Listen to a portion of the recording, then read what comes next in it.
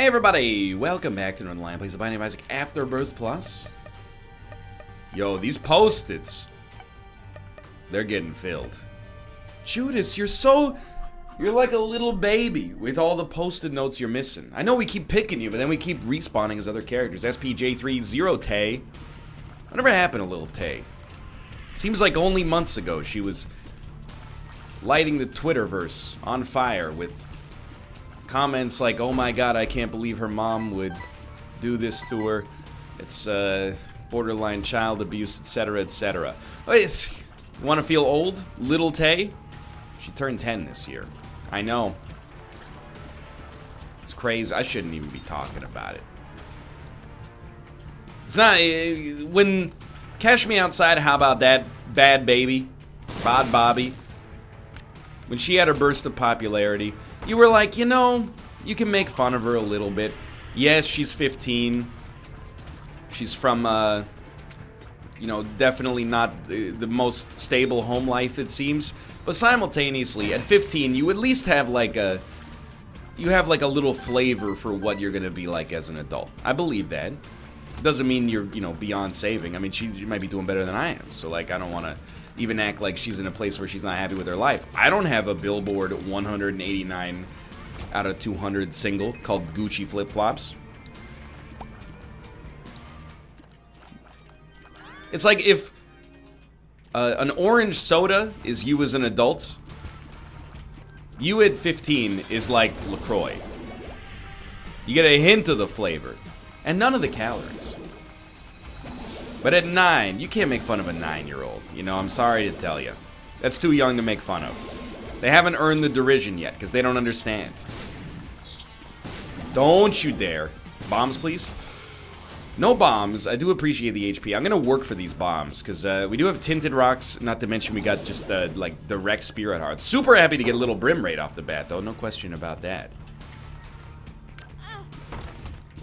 Those are not bombs yet. I would take a bombs or key here. I'm very worried about being hit, though. Whew. Full health. That's good. Health up. That's amazing. It was well worth it in the end. I guess we could just go to the shop and buy a bomb. Probably. Dude, I gotta tell you, as long as we're talking... Well, we were not talking about this at all, so disregard. But I'm gonna talk about it anyway, because it's my show. You know, I've been trying some more unusual snack foods lately. I'm gonna start here. Maybe it gives us bomb and key. It gave us spirit heart. That's what we would have gotten at the other locations anyway. In the US, I had fried chickpeas for the first time. Like potato chips, or more like popcorn, I guess. But instead of corn, made with chickpeas. A little bit, you know, lower GI. A little bit better for you. And I gotta say, they don't at all taste like edible rocks. Which is really cool. So I bought my own down here. I'm getting down with it. You might say, NL, you talk about chickpeas a lot. It's true. I eat a garbanzo amount of garbanzo beans. I don't know, it kicked off, you know, maybe like, I guess it's close to 10 years ago when I was vegetarian temporarily. Can't get enough chickpeas. Falafel, of course, but dude, just like a chickpeas and chili, absolutely. A chickpea stew, 100%. An aloo chole or something like that? Dude. Sign me up. A chana masala? Absolutely. What a wonderful phrase. A chana masala. Chickpeas and bay leaves. It means stewed chickpeas for the rest of your days. It's our pralune-free garbanzo beans. A chana masala. Okay, so that went on way too far, but I was kind of getting into it. We'll take multi-dimensional baby. You know why? I've been keeping myself, depriving myself, really, of getting these deals with the devil.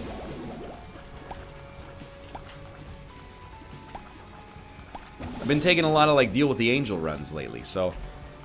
Mostly because we don't have the HP to feel good about taking a deal with the devil, but this time, absolutely. We have a bomb we could use in that tinted rock. We don't have an arcade, so we can't get into this boss trap room, I think. It's fine. I'm of two minds about going to the cursed room.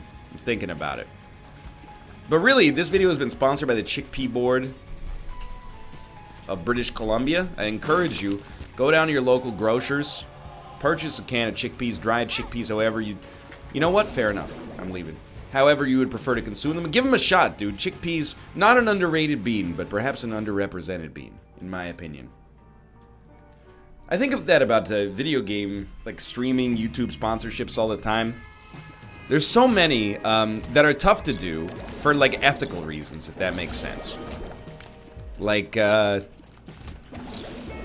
never had a hardware sponsorship except for this Digital Storm PC, right? So I don't know, like, if you were to get a Logitech sponsorship or something like that. I use Logitech products, but I don't know. How do I know that they're good?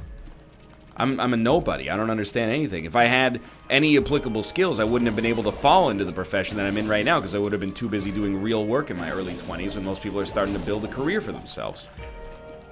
I'm fundamentally disqualified from having any knowledge about this sort of stuff, to some extent at least. Same with, like, doing sponsorships for video games. You have to always vet them and make sure that they're good. There should be, and I also feel like gamers are an informed audience. And I mean that in the nicest way possible. Like, if your game is bad, I don't think we've had this yet, so we will at least pick it up. And that's kind of a rude thing to say, but I do, you know, as much as I'd love to say, like, you know, everything's subjective, you know, maybe somebody's trash game is somebody else's masterpiece. Like, maybe, but I kind of don't buy it. I think that, like, God of War 2018, that's a lot of people's masterpieces. Very few people's trash. And then, you know, Bad Rats, a lot of people's trash, very, very few people's masterpieces. But you can't pull the wool over a gaming audience's eyes, even if you were somebody that, you know, had loose morals and wanted to. They already know, you know, they can smell it on the screen. You're playing something that's bad, even if the streamer's like, it's actually the best game I've ever played, they're gonna be like, I don't think so. It looks like garbage, crashes all the time, etc., etc. Why are there no sponsorships, or very few sponsorships, for, like, products completely out of the gamer lifestyle? Corn. Why is there no corn sponsorship? I would be all over that. I don't think we've had Broken Stopwatch yet, so we're gonna give it a try. Like, if every episode of every podcast, this episode is brought to you by Audible. Go to audible.com/name of podcast to get 50% off your first audiobook download, you know? Audible's cool. I use Audible every night.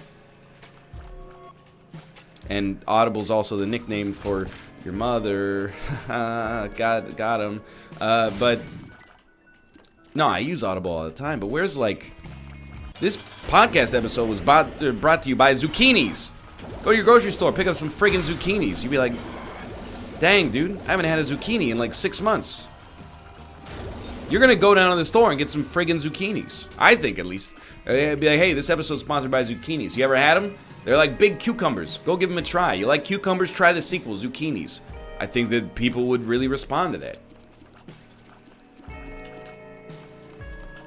I'm just saying, you know, if you work the marketing department for, like, the, you know, peanut board of America, talk to me. Well, email my publicist, but then he'll talk to me if your deal's good enough. Anyway, the point is, I would love to rep stuff that is outside of the gamer sphere. Stuff that's inside of the gamer sphere is sometimes fraught with, you know, ethical quandaries. No, I can't support this game, it sucks. I can't support this game, it sucks. I can support this game, it's good. You get the idea, you know? But if they were like, hey, Pork wants to sponsor you, I would be like, Pork? No conflict of interest there. Sorry, my dad prefers chicken. Doesn't make any sense. Oh, we already went to our item room. It was my best friend and we don't even want it. Get me out of here. And then, when you go to, like, the 4-H festival, there should be ads for Assassin's Creed. Okay, probably doesn't work like that. Probably people with, you know, lots of experience and knowledge in advertising and marketing are going like, well, you know, you want to advertise to an audience that overlaps with the audience for your product. So people watching a video game on YouTube are more likely to be engaged consumers in the video game industry, and, you know, you're much more likely to get them to buy your product, or at least to consider buying your product, than you are like the people at the 4-H festival. Okay, maybe that's true. It seems like a narrow-minded view of our agriculturally minded fellow citizens, but more power to you, I guess, if you want to be ignorant. But here's the thing. On the other hand, everybody eats. So I think it does kind of work in reverse for, you know, the YouTube thing. It's not like people on YouTube are like, I'm not going to buy corn. They got to buy, well, you don't have to buy corn, but they have to fill like, you know, 2,000 calories a day, roughly. Why not fill it with corn? Support Northernlion in the process. By the way, don't buy any corn yet, okay? The check hasn't cleared. Any of these good? It's just Empress and Lovers. Oh, Empress, Empress, and Tempress, and oh. Yo, blood bag? IV bag. Still good. I mean, this is a big swing for us. This room has the potential to be really useful. Justice, and then perhaps a Lover's card. Come on, press Q for the Lovers. Come on, press Q for the Lovers card. AC/DC. Heard of him? Dude, I love the Mom's Box, actually. This is a good trinket. Please don't take that out of context. So, I am going to hold the moon to try and get to Boss Rush. Have we already done Boss Rushes, Judas? No, we have not. Okay, so we might actually just use the moon card, because we'd be better off doing Boss Rush if possible. PJs are good for survivability, and we will go pretty hard on these. Goat Head makes it all worthwhile, but this is a great run. We got good pace here. And I ain't talking about a salsa. But again, dude, the one I keep thinking back, so like maybe 4 years ago, Man vs. Game on Twitch ran a promotion with Menin, and it was called No Sweat Men's Days or something like that. Every Wednesday you'd play games and be sponsored by Menin. But I don't want that range. I'd rather have the friggin' flies, even if we don't have any use for them yet. At first I was like, it doesn't make any sense. Menin makes deodorant. And then I was like, oh, I get it. I've been to PAX. But simultaneously, I'm like, why are there more promotions like that? There's like Geico Gaming, which is weird to me, but hey, you know, gamers of a certain age, you're gonna need car insurance maybe. Kind of makes sense. Red Bull and Monster, they sponsored streamers for a while. Maybe it's like not very cost effective. I mean, I guess it's probably like, as a marketer, you gotta be looking at that and you're like, why would I sponsor a streamer when a streamer's audience gives their money to the streamer? Then again, I mean, Madrina's is kind of in that same boat. They're not a gaming product, but they're kind of aligned with the gaming lifestyle. Maybe I don't know what I'm talking about. Dude, by the way, I know I've talked about PAX a little bit. You know, as I get older, I do become more of a curmudgeon about things. I think that's probably apparent. And that's, I wear it honestly. I never want to be like old and like, I hate, well, the kids are having fun. But I'm like a second order curmudgeon. Mostly I get curmudgeon-y about people getting curmudgeon-y about people having fun. So rarely am I the guy that's in the same boat as like, the kids with their Fortnite dances, I wish the world had just ended instead. Usually I'm like, man, what's up with these like 24-year-olds that are like, these 12-year-olds are doing Fortnite dances and I hate them. It's not a normal emotion to hate a 12-year-old stranger you've never met because they're enrolled in a class that keeps them active and having fun. Anyway, the point is, one thing that annoys me is that it's in convention season, GDC, PAX East, PAX West, PAX South, PAX Central. In South Central Los Angeles, if something happens, nothing happens. Ice Cube. Anyway, the point is, I see all these tweets. And the tweets are like, hey, you know, here's how you act at a convention. And they always end in a way that I find like self-evident, in a way that, like, to be honest, oh, is this amazing? I think this is amazing. Might make me seem like a jerk. But so many of them are like, drink water, eat food, take deep breaths, relax. If you need that, I understand. But simultaneously, surely some of this advice has got to be self-evident. Like, nobody's going to be freaking out on the show floor of PAX East, and then they're going to open Twitter in, like, you know, in an addled state, and they're gonna be like, all right, drink water. That's what I forgot. And then they're gonna go get a bottle of water and be like, I put the boom boom deep in my heart. I shut the bang bang bang when the boom boom start. You know, it's the same thing like at PAX. And I say it in videos sometimes, even though I know it falls on deaf ears. But people will make tweets like, wash your hands, take a shower every day, and use deodorant. And I'm like, save your data. They're not gonna do it. They know. You know, if you... There's never gonna be someone that's like, I'm at PAX. What should I do? I smell bad. And they're like, all right, shower, wear deodorant. It's never gonna... If you're not gonna do it, you're not gonna do it, okay? There's no way to motivate you except, like, public shaming. Which I would never do. I would rather just talk about it to, you know, like 20,000 people behind your back. Or maybe you're watching right now. I always feel the need to point out, because you might have met me and you're like, oh my god, did I stink? No. I've never met the true stink lords of PAX, to the best of my memory at least. I firmly believe that there's maybe, out of the whole convention, there's probably like 500 people who smell like... I mean, just use whatever pejorative you want to use there. And they're the stink lords. They're stinking it up for everybody, okay? Everybody else is mostly just a victim of the stink lords. And by the way, I get it, okay? You know, maybe there's a hormonal thing going on. Maybe they have hyperhidrosis. Lots of people are very anxious and they're, you know, like, they're sweating. I sweat when I get anxious as well. That's why I use deodorant. Now, I'm not trying to suggest that that's going to solve the problem for you every time. I'm just trying to say, like, maybe you give it a shot.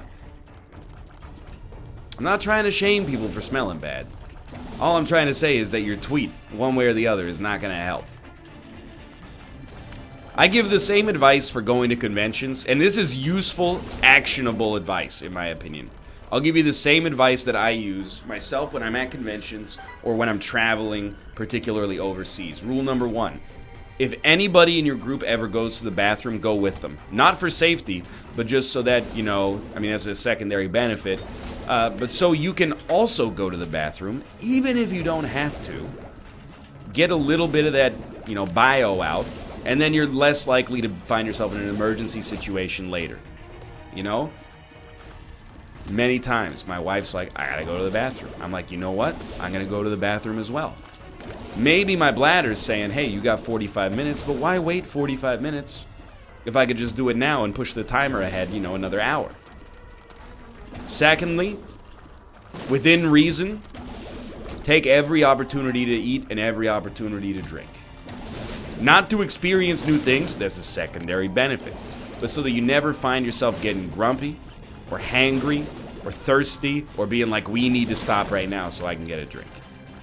These are my boilerplate pieces of advice. Apart from that, one more piece of convention advice. Day 0 of any convention, find the local grocery store, pick up foods that you like. I'm not gonna say get some bananas. Oh, potassium will help you keep your muscles not cramped on the show floor. You're an adult. You bought the ticket yourself. I'm sure you're gonna be fine. You can handle yourself. I'm not gonna baby you. Yo, it's decent. Still, compost is not totally popping yet. I can get there, though, I'm sure.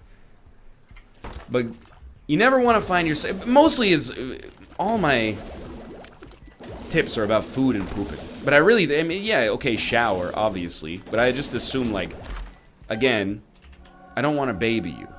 Sometimes I feel like some of this advice, it's helpful, maybe, but maybe it's also, like, a little bit babying.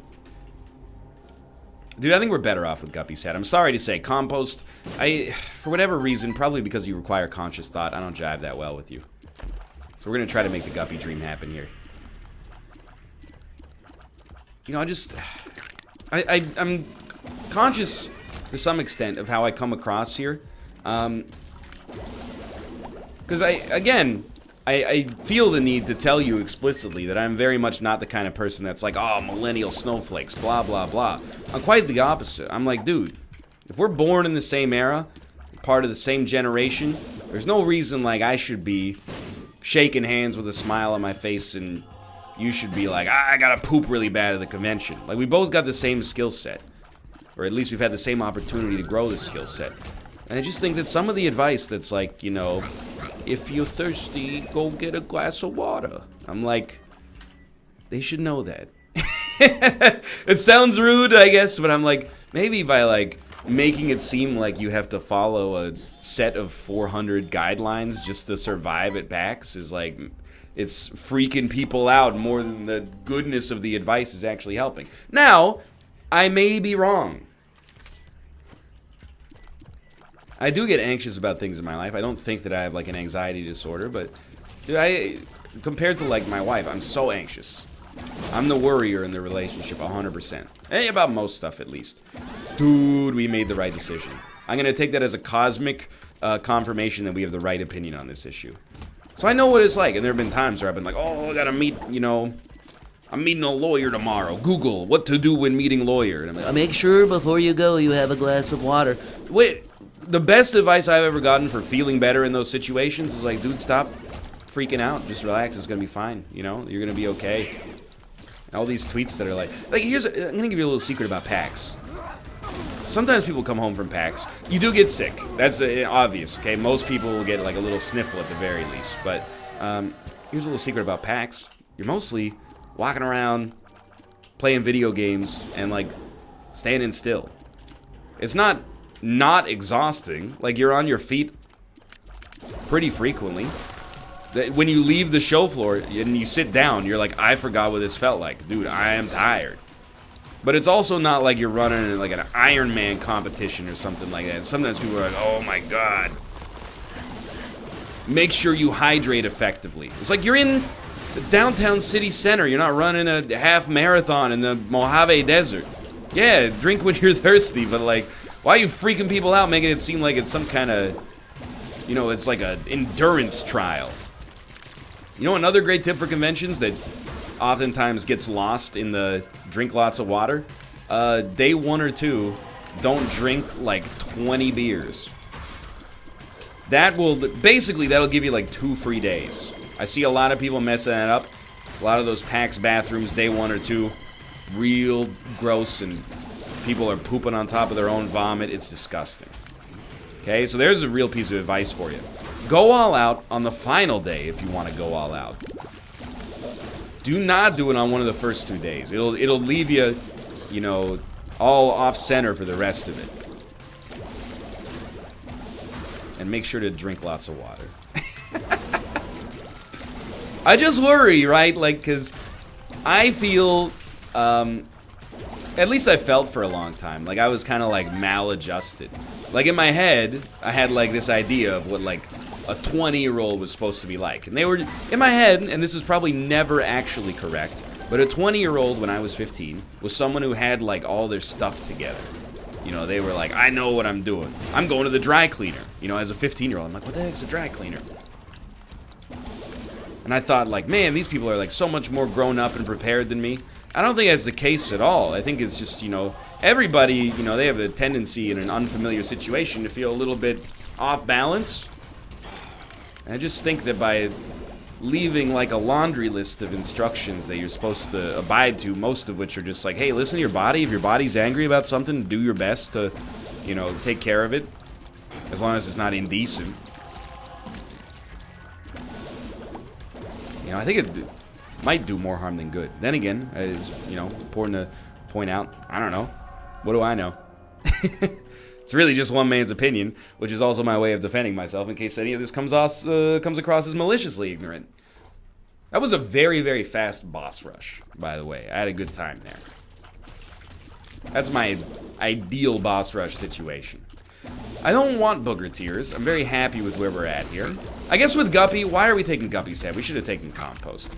You know, I think it's fair that we're far enough into the new save file. You can be perturbed. Angry? Not yet. Wait till episode like 300 of the new save file. But you can be perturbed about my decision-making process there. That's one where I should have thought for a second and been like, you know what? We're generating enough flies.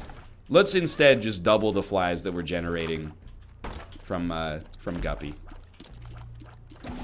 Now, I'm not complaining. We still got enough, but anyway. I'm just saying, if you're at PAX or you're thinking about going to a convention, but you're like, oh, I'm nervous, I don't know what to do. Just like, you know, be yourself. Everybody there's a dork. You're not gonna read these advice like posts and then go into PAX and people will be like, whoa, who's that cool dude? Everybody's gonna be like, hey, look at that nerd. And then you're gonna be like, but you're a nerd too. And you'll be like, yeah, I know, it's cool. He's got a shirt on with a TV show I like and recognize. You're gonna fit right in, I promise you. I'm a nerd. What do I do at PAX? I'll give you my little secret, okay? I'll usually wake up before my wife. I go out for a coffee. I get a little something to eat, maybe like a breakfast sandwich. She wakes up a couple hours later. She says, you want to get breakfast? I go, yeah. That's my PAX secret. 2 breakfasts. You want my other PAX secret? This one's going to make you a little bit more annoyed. If you don't see Game X, it's totally fine. Because, like, it'll come out and you could just, like, buy it. Or maybe it'll suck anyway. So, like, just because you were not able to wait in line for, like, 3 hours of your weekend to play it for 15 minutes. That's what you're there for. I know. But I'm just saying, don't take it as a super negative. If they're like, the line's capped, you can't play this. People get in this PAX bubble. I have to see this. People said it was the game of the show. I gotta... It's okay, your artifact is coming out. You wait like a month, it'll be out. Would have been nice to see it at the show floor, but, you know, it's not always in the cards. And my first PAX, I'm just gonna get permanent Polaroid invincibility, and I was running in my head, like, which one are we more likely to have already had? And I think it's Mom's Heels. Because it shows up from bosses. But anyway, in my first PAX, you know, Assassin's Creed Revelations had just come out, so it was the 4th Assassin's Creed 2. Just bear with me. That's a true statement, even if it's a little frustrating to hear. So they were making, and they had the demo there for Assassin's Creed 3, and I was like, dude, I know they kind of screwed up the last one, but how bad could it be? So we waited in line for like 2 hours to play Assassin's Creed 3. We get to the front of the line, and the guy's like, all right, 1, 2, 3, 4, 5, 6, 7, 8, 9, 10, 11, 12, 13, 14, 15, 16, 17, 18, 19, 20. Okay, you 20 in here with me. We go like a behind closed doors area, and we're like, oh my god, what's going on? And then we all sit down in a little movie theater they set up, and we watch a video demo of Assassin's Creed 3. And everybody was looking around like, wait a minute. This is... I thought we were going to get to play the game. No one, I want to point out, had ever told us, you get to play the game. We had just assumed there was a big booth, a huge lineup. We're like, dude, we're going to get to play Assassin's Creed 3. Then we get in there, and they're like, hey, everybody, say hello to Connor. Connor is a half-British, half-Native American man living in Boston who was the newest part of the Abstergo program. And we're like, we're not playing the game? No, they're like, this is Guillaume. Guillaume's playing the game. Everybody wave to Guillaume, and we're like, oh. So, you know, I'm just saying. Just imagine that every demo is like that. And then you won't feel as bad if you miss one. It's gotten a lot better, but depending on the booth staff, I've had some bad demos as well. I had one demo for a game that shall not be named, even though I've named it many, many times in the past. I'll just tell you that it rhymes with Med Island Shipside. And the depths are dank. You're telling me, buddy. You know the joke is like, your boy's bad at video games. But there has never been a moment in my life where I'm like, hey, how do you move and look in this first-person shooter? And like, I picked up the controller. It's a first-person shooter, and we're playing like 4 people cooperative, like Wave Mode, Left 4 Dead style. And my dude is just looking up at the ceiling and spinning around, like it's an Xbox 360 controller, not some kind of eldritch control device I've never seen in my entire life. And I go to the booth staff, and I'm like, yo, controller doesn't work. And the lady is like, yeah, you got to use the right stick to move around. And I'm like, you got me there, I'll admit, but simultaneously, that, as right as you are, and you're not wrong, I do need to point out that, it's not doing what it says it's supposed to do here. Like, when I move the right stick, my dude just spins around looking at the ceiling. She picked it up and verified that that was indeed the case, and then she gave it back to me like, see? You just look. And I was like, in my head, I was like, she was just looking at the ceiling. So, you know, all my 3 teammates, there was like a shoutcaster as well. My 3 teammates are going around like bashing zombies' brains in. And my dude's just looking at the ceiling, more or less walking around in a circle, because the control, it's just a busted controller, right? Like fully broken. Check the options menu, nothing to change. So eventually, I toughed it out for like 10 minutes, thinking like if I could just get my brain to adjust to how specifically broken the controller is, maybe I'll be able to at least get something done. Couldn't do it. So I just handed the controller to the lady and I was like, I'm sorry, I can't finish the demo. And she looked so hurt. She was like, really? And I was like, yeah, it doesn't work. And she's like, okay. And then I just left. Like I walked out of the velveted roped area. Definitely the worst demo I've ever had in my life. I'm not insulted. I was more just like, you know, it seems like we're both on the same page here that this controller doesn't work. Like, if you don't have a spare, that's fine, you know? Just be like, oh, sorry, the controller's broken, we don't have a spare. Do you want to wait and I'll put you on, you know, in the next session? I'd be like, yeah, let's do that. I can watch people play the game for 10 minutes, it doesn't bother me. But instead, they're, you know, it seems like it's working fine to me, isn't it? Why are you looking around in a circle so much? Oh, because I want to? I'm just giving you anecdotes from the inside. I don't really have any other... Those are like the only bad boot stories I have, I think. Best of my knowledge. Also, in a few episodes ago, maybe like a week ago, I was telling you about how, like, you know, PAX culture has kind of gotten fed up with streamers cutting in line. I forgot that I have another story. I'm not going to name names because it's not even that controversial, but... you know, this is the way the old guard worked, and now the way that streamers are working as well. But maybe this informs the reason I don't want to cut in line. But I had an appointment for a game as a streamer. This is it was for Evolve, and it was I don't know, 3 years ago. I guess it must have been PAX East 2015. And while I was waiting in line for my appointment, they're like, "Hey, we'll get you on next time." Someone from a very large and reputable outlet came up and was like, hey, would it be cool if we could sneak on? And they were like, yeah. And then they were like, I brought like 3 of my friends too. Is it cool if we can get on? And then they were like, sure, dude, no problem. And myself and Nicholas had to wait around an extra 20 minutes for the big shots to finish their demo. So I'm just saying, it's not really what goes around comes around. It's more like, you know, trust me, I've been in the same boat as you.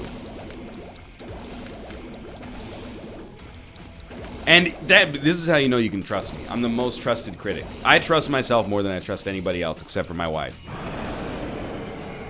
When Evolve came out, I was still going to bad.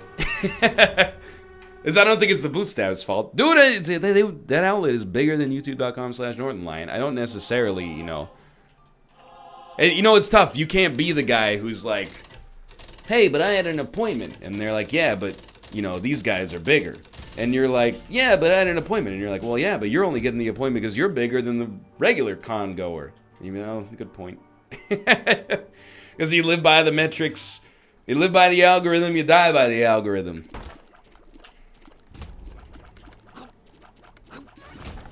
Anyway, joke's on either me or them, because I don't think they work in the industry anymore. Which when you, I don't know if you know this, but this is going to seem like an insult. I don't mean it like that. Games writers are like some of the most maligned people in this industry by fans, and I do not get it. These are the people who, you know, when a game comes out, they get it a week early, which I'm just here to tell you, it gets old. It's still cool most of the time.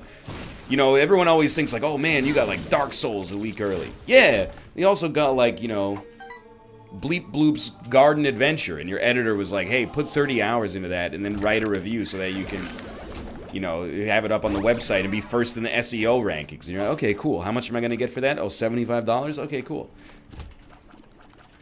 Meanwhile, like a lot of YouTubers are doing like paid sponsorships on their channel. And in the same breath, they'll be like, yeah, don't trust the establishment game journalists that make, like, not very good money.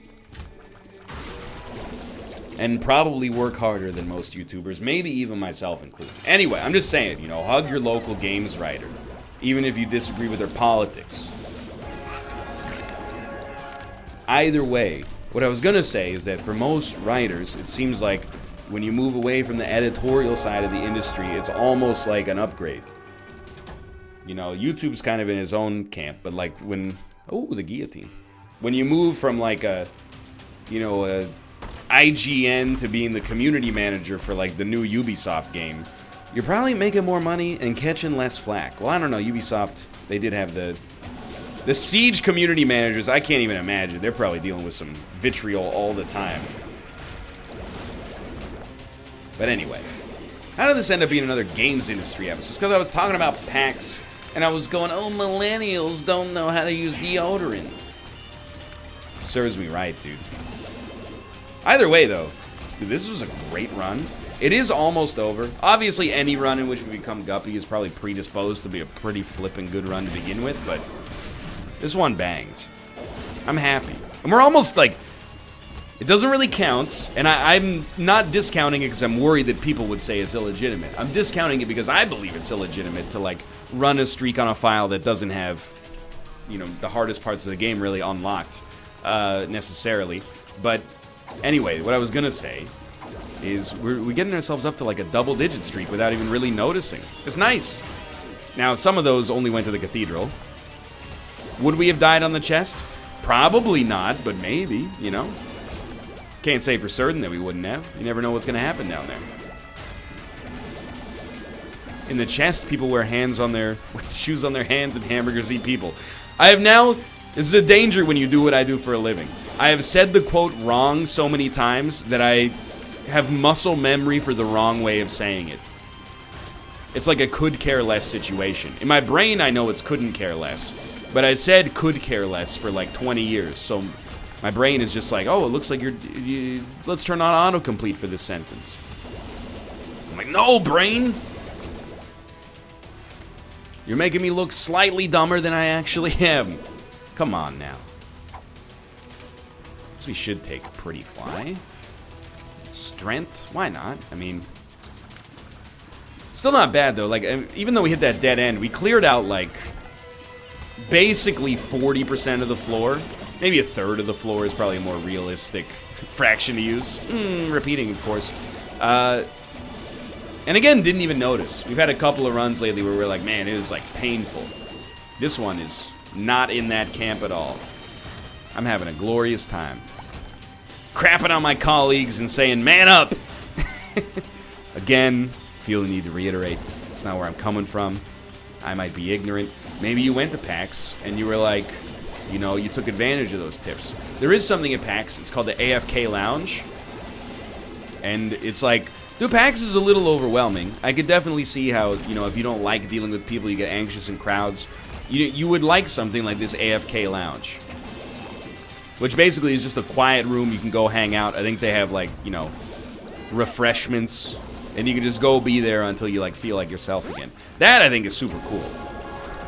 A little bit more expensive than making a tweet that just says, take a deep breath. But, like, I support that 100% of the time. I guess anything helps. It just makes me look like an idiot by being like, why would you try to, you know, help people out? It costs me nothing, but I'm annoyed. Anyway, we got the Dead Boy achievement there, which is kind of surprising to me. For now, thanks for watching. I hope you've enjoyed it. If you did, click the like button. It helps out a great deal. Of course, subscribe if you want to see more in the future. For now, thanks for watching, and I will see you next time. See ya!